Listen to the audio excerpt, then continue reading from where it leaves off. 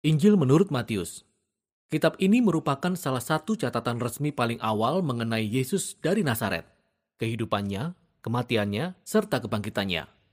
Kitab ini memang tidak menyebutkan nama penulisnya, tetapi tradisi paling awal yang terpercaya menghubungkan kitab ini dengan Matius si pemungut cukai, yang merupakan salah satu dari 12 murid yang dipilih Yesus. Bahkan Matius sendiri kisahnya muncul dalam kitab ini. Selama kurang lebih 30-40 tahun, para rasul secara lisan mengajarkan dan menyampaikan kesaksian pribadi mereka tentang Yesus, dan juga semua ajarannya yang mereka ingat. Nah, Matius kemudian mengumpulkan dan menyusun semuanya menjadi suatu karya yang luar biasa, yang ia tujukan untuk mengangkat tema-tema tertentu mengenai Yesus. Dalam video ini, kita hanya akan membahas paruh pertama dari kitab Matius. Secara khusus, Matius ingin memperlihatkan Yesus sebagai kelanjutan dan penggenapan dari seluruh kisah Alkitab mengenai Allah dan bangsa Israel.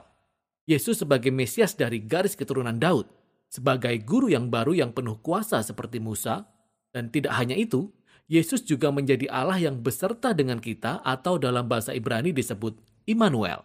Matius menyusun kitab ini dengan bagian pendahuluan dan juga bagian penutup, yang membingkai 5 bagian yang tegas di bagian tengah, yang masing-masing diakhiri dengan catatan panjang tentang pengajaran Yesus. Kitab ini sengaja disusun seperti ini dan hasilnya sangat menakjubkan. Lihat saja nanti bagaimana caranya. Pasal 1-3 menjadi landasan dengan mengaitkan kisah Yesus tepat pada alur cerita perjanjian lama. Jadi, Matius mengawali dengan silsilah Yesus yang menunjukkan bahwa ia berasal dari garis keturunan Mesias, anak Daud. Dan ia juga merupakan keturunan Abraham. Ini artinya, Yesus akan membawa berkat Allah bagi segala bangsa.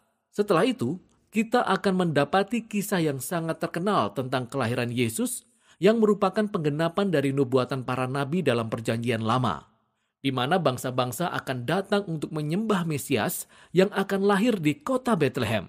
Tetapi lebih dari itu, Yesus dikandung dari Roh Kudus dan namanya Immanuel. Semuanya ini menunjukkan bahwa Yesus bukanlah manusia biasa. Ia adalah Allah yang beserta dengan kita, Allah yang menjadi manusia. Jadi pada bagian pendahuluan ini, kita dapat melihat 2 tema utama dari kitab Matius. Yesus berasal dari garis keturunan Daud dan ia adalah Immanuel. Akan tetapi Matius juga ingin menunjukkan bahwa Yesus adalah Musa yang baru. Jadi sama seperti Musa, Yesus muncul dari Mesir, ia keluar melalui air baptisan, lalu tinggal di padang gurun selama 40 hari. Kemudian naik ke atas gunung untuk menyampaikan pengajarannya yang baru. Jadi melalui semua peristiwa ini, Matius menegaskan bahwa Yesus adalah sosok yang telah dijanjikan, yang lebih besar dari Musa. Ia akan membebaskan bangsa Israel dari perbudakan. Ia akan memberi mereka pengajaran yang baru. Ia akan menyelamatkan mereka dari dosa-dosa mereka. Dan akan memulai perjanjian yang baru antara Allah dan umatnya. Persamaan antara Yesus dan Musa ini juga menjelaskan mengapa Matius menyusun bagian tengah dari kitab ini dengan persamaan sebagai berikut. 5 bagian utama dari kitab ini yang menampilkan Yesus sebagai seorang guru sebanding dengan 5 kitab Musa. Yesus adalah seorang guru baru yang berkuasa dalam perjanjian yang akan menggenapi kisah dalam kitab Taurat. Nah, pada bagian pertama, pasal 4-7, Yesus memulai kisahnya dengan memberitakan kedatangan kerajaan Allah. Dan yang paling penting, kerajaan Allah pada dasarnya merupakan cara Allah untuk menyelamatkan seluruh isi dunia melalui Yesus Sang Raja. Yesus datang untuk melawan kejahatan, khususnya kejahatan spiritual, dan seluruh akibat dari serangan iblis dan penyakit dan kematian. Yesus datang untuk memulihkan kekuasaan dan pemerintahan Allah atas seluruh dunia dengan membangun suatu keluarga baru yang terdiri dari orang-orang yang mengikut Dia, mentaati ajarannya, dan hidup di bawah pemerintahannya. Jadi setelah Yesus mulai menyembuhkan orang-orang dan membentuk suatu gerakan, suatu komunitas, ia mengajak para pengikutnya ke atas gunung atau ke lereng bukit, dan di sanalah ia menyampaikan serangkaian besar pengajarannya yang pertama, yang secara tradisi disebut sebagai khotbah di bukit. Disinilah Yesus menjelaskan bagaimana kita mengikut Dia dan hidup dalam kerajaan Allah yang merupakan kerajaan yang terbalik dari kerajaan dunia, di mana tidak ada orang yang diistimewakan, sehingga orang miskin, orang tak dikenal, orang kaya, orang beriman, semua orang diajak dan dipanggil untuk berbalik, untuk bertobat, untuk mengikut Yesus, dan bergabung dalam keluarganya. Yesus berkata, ia tidak datang untuk meniadakan hukum Taurat atau perjanjian lama, melainkan untuk menggenapi semua hukum itu melalui hidupnya, melalui ajarannya. Ia datang untuk mengubahkan hati umatnya, sehingga mereka dapat sungguh-sungguh mengasihi Allah dan mengasihi sesama, termasuk musuh mereka.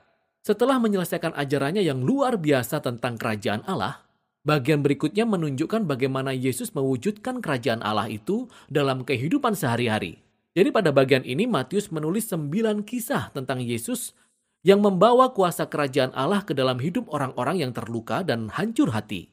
Jadi ada 3 kelompok yang masing-masing terdiri dari 3 kisah yang menceritakan tentang orang-orang yang sakit, yang tubuhnya hancur, atau mereka yang dalam bahaya, dan Yesus menyembuhkan dan menyelamatkan mereka dengan kasih karunia dan kuasanya.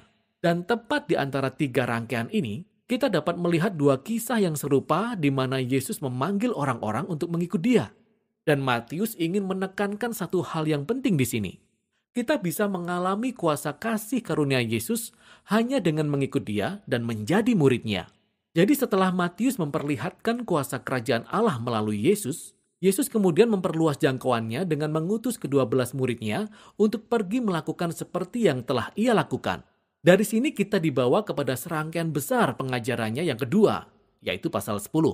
Di sini Yesus mengajarkan murid-muridnya bagaimana memberitakan kerajaan Allah dan apa yang bisa mereka harapkan setelah itu. Banyak di antara orang Israel yang menerima Yesus dan kerajaan Allah yang Ia tawarkan. Tetapi tidak demikian dengan para pemimpin Israel. Mereka bisa kehilangan banyak hal jika mereka bertobat dan menjadi murid Yesus. Jadi Yesus tahu bahwa mereka akan menolak Dia dan menganiaya para pengikutnya. Dan ini benar-benar terjadi. Dalam bagian selanjutnya, pasal 11-13, Matius merangkum sejumlah kisah tentang bagaimana orang-orang menanggapi Yesus dan ajarannya. Nah, tanggapannya ada bermacam-macam. Dalam beberapa kisah ada respon yang positif. Orang-orang mengasihi Yesus dan mereka memandang Dia sebagai Sang Mesias. Sementara, ada juga yang lebih netral seperti Yohanes Pembaptis atau seperti anggota keluarga Yesus sendiri. Mereka menyatakan bahwa Yesus bukanlah seperti yang mereka bayangkan. Lalu ada para pemimpin Israel, mereka sangat negatif. Ada juga kaum Farisi dan ahli kitab suci, mereka semua beramai-ramai menolak Yesus. Mereka menganggap Yesus sebagai guru palsu yang menyesatkan banyak orang. Mereka beranggapan Yesus menghujat Allah dengan pernyataan-pernyataan yang meninggikan dirinya sendiri. Akan tetapi Yesus tidak terkejut atau terganggu dengan semua tanggapan yang beragam ini. Ia justru membahas tanggapan-tanggapan ini dalam rangkaian pengajarannya yang ketiga, yaitu pasal 13. Di sini Matius merangkum banyak perumpamaan Yesus tentang kerajaan Allah, seperti perumpamaan tentang petani yang menabur benih di atas 4 jenis tanah, atau tentang biji sesawi, tentang mutiara, tentang harta yang terpendam. Perumpamaan ini menjadi seperti tafsiran untuk kisah-kisah yang telah kita baca di pasal 11 dan 12. Sebagian orang menerima Yesus dengan penuh antusias, sementara yang lainnya menolak Dia. Tetapi kerajaan Allah yang paling utama akan terus tersebar meskipun ada banyak penolakan seperti ini. Demikianlah paruh pertama dari Injil menurut Matius. Berikut ini ada beberapa hal lain yang perlu kita perhatikan ketika kita membaca seluruh pasal ini. Ingat, Matius menampilkan Yesus sebagai kelanjutan dan penggenapan dari kisah dalam Perjanjian Lama. Jadi perhatikan bagaimana Matius merangkai kutipan-kutipan dari kitab suci Perjanjian Lama dan menempatkannya pada titik-titik strategis dalam kisah yang banyak bercerita tentang Yesus dan identitasnya. Mari kita berhenti sejenak dan mengambil waktu untuk melihat referensi-referensi ini dalam konteks Perjanjian Lama. Dan kita akan banyak melihat kaitan yang sangat keren dan menarik. Dan yang terakhir, kalau kita perhatikan tipe orang-orang yang menerima Yesus dan mengikut Dia, kita akan banyak melihat bahwa mereka bukanlah orang-orang penting. Bukan siapa-siapa. Juga bukan orang-orang yang sangat religius. Mereka ini adalah orang-orang yang diubahkan karena iman percaya mereka kepada Yesus dan karena mereka mengikut Dia. Justru orang-orang yang religius dan tinggi hati yang merasa tersinggung oleh Yesus. Jadi, bagaimana kelanjutan dari konflik antara Yesus dan para pemimpin Israel ini? Inilah yang akan menjadi inti dari paruh kedua kitab Matius.